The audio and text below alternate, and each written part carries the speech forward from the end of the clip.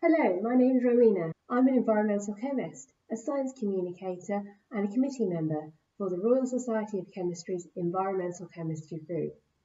And today I'm going to show you how to do a fun activity at home called hunting for microplastics. So what are you going to need for this activity? First of all, you're going to need to make yourself some microplastics.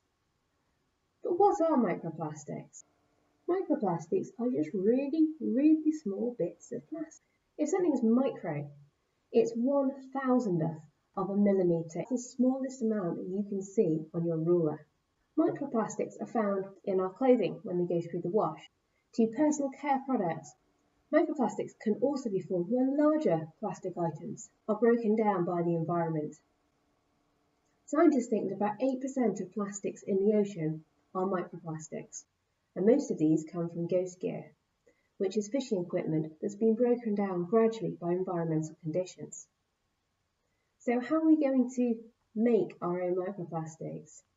Well, they won't necessarily be micro, but you can make some yourself using something plastic, if you've still got any of these,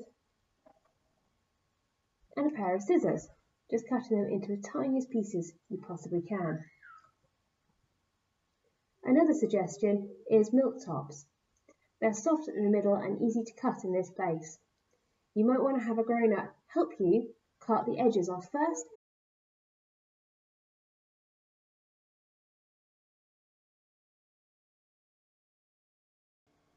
Once you've got your bits of plastic to hunt out, you'll need a container to put them in. Perhaps something like this. Or like this. Or even like this. But be careful with something cardboard if you're going to use a wet soil. You'll need to put a bit of soil or maybe a bit of sand into one of these that you can hunt through. If you've got more than one, you could use different types of soil. Here I've got some smaller containers, and in this one you can see that I've got some loose, dry soil. That would be great in any of these boxes. In this one, however, I have got clay soil. My clay soil is all dried out now. You'd want to be careful about putting that in your cardboard box. Be better in your plastic or your metal one.